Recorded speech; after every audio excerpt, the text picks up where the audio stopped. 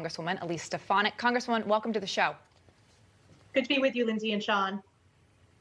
All right, so as we mentioned, Governor Cuomo has denied these allegations altogether with that video that he put out.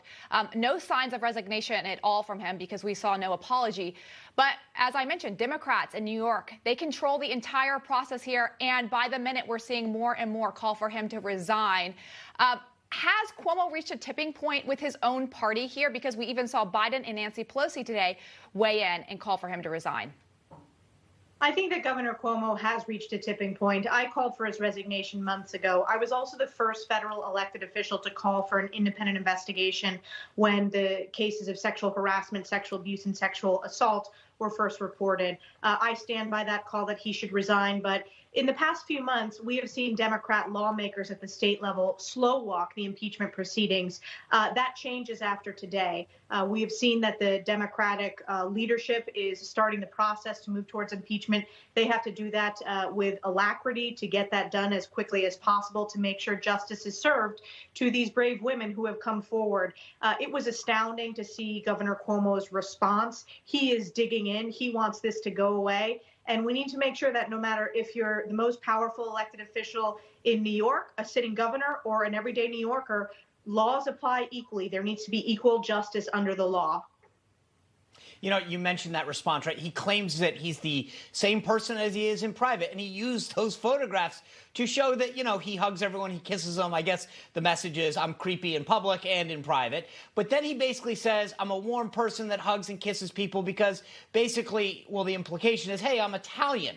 His brother, CNN host Chris Cuomo, apparently helped him craft his response to those allegations. But here's what he had to say about a restaurant owner who argued with him about vaccinations. I hate that he's Italian-American, by the way, because it plays into his stereotype. So he hates the stereotype, but the message that Governor Cuomo is seemingly portraying is, hey, we Italians, that's how we interact with folks. Well, listen, I'm Italian-American. My mom makes the best pasta sauce when we have our Sunday family dinners. So I can talk about Italian-American tendencies and customs. They are not sexual harassment, sexual abuse, and that is a smear on Italian-Americans by both Chris Cuomo and Andrew Cuomo. By the way, Sean, Chris Cuomo should be fired. He needs to be fired immediately because he went out much further than an independent reporter and is included in the Attorney General's report as helping craft a response for Governor Cuomo and smearing the victims with retaliation, which is illegal in New York State. As we read in the New York State Attorney General's report, this was groping, this was inappropriate touching, this is inappropriate verbal abuse and illegal retaliation. Those are crimes at the federal and state level. He needs to be prosecuted, impeached, and ultimately arrested. And I believe that many of the victims will sue him for damages. Yeah, and as you mentioned, these are brave women who have come forward in this. But in response to Attorney General's charges of a toxic and hostile work environment, this is what Governor Cuomo said to those. Listen to this.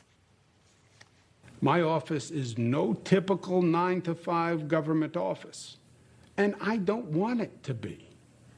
The stakes we deal with are very high, sometimes even life and death. We have to get the job done. All right, so he's getting it all wrong here. He's acting like a toxic work environment is working hard, not his actions, which he's being charged for here. But I do want to ask you about this because you mentioned it, that he should be arrested and go further. I'm not an attorney. I'll put that out there. But you do have a Democrat attorney general laying out all these charges against him. If he did what she said that he did, these inappropriate actions and groping, which it is sad to read through these charges, why is she stopping short of saying that he shouldn't be arrested? Well, that was frustrating, Lindsay, to read in the report because they do say specifically that federal laws and state laws were broken. We have seen that the Albany County District Attorney has said that they're pursuing criminal investigation, and ultimately I believe that will lead to criminal prosecution. But just going back to what the governor's lame excuse was when it comes to the long hours, listen, since I graduated from college and even before that, I've worked long hours. I've worked in the West Wing of the White House. I work as a hardworking member of Congress. These are long days. There is never any excuse for a toxic work environment or for the illegal sexual harassment, sexual abuse that this governor committed. He needs to resign. I've called on him to resign, and he needs to be impeached immediately. Okay, so you want him to be resign. You want him to resign. I get that. I think we can all be clear that we want him to be held accountable, right? But let's be honest. We're in a town where politics is forefront, so let's take the politics head on. If Governor Cuomo were to resign, Congresswoman, do you believe that it would be a lot harder for Republicans to then capture the governor's mansion? I do. I think that absent Cuomo, it becomes a much steeper hill to climb. And so the question is, yes, we want him held accountable, but does that undermine Republicans' efforts to retake the governor's mansion? You know, Sean, I am one of the governors, probably the most vocal critic of Governor Cuomo. I was, as I said, the first to call for him to resign, the first to call for investigation, and I've dubbed him the worst governor in America. This is too serious to play politics. There needs to be accountability for these victims who have come forward. Much of this was done in plain sight also for many, many years. You can look at some of the footage of how he has treated women in the media over the years with verbally, sexually charged language. So we need to focus on justice being served and not playing the politics. What I'm concerned is that Democrats in the state legislature have played politics up until this point. So we will see in the coming days, and it should be days, whether they are going to make sure he's held accountable or they're going to succumb to the political pressure from Governor Cuomo, who is a known bully, who seeks political retribution. And that's one of the reasons I believe, unfortunately, because of that political pressure, we didn't see the Democrats in the state legislature pursue impeachment proceedings earlier. They slow walked them after saying to the public they were going to pursue them. So this is really not about politics.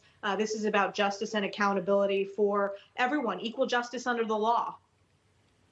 Right? No one is above the law, no matter what office they hold. Congresswoman Stefanik, appreciate your time today and for speaking out on this matter. Thanks for the opportunity.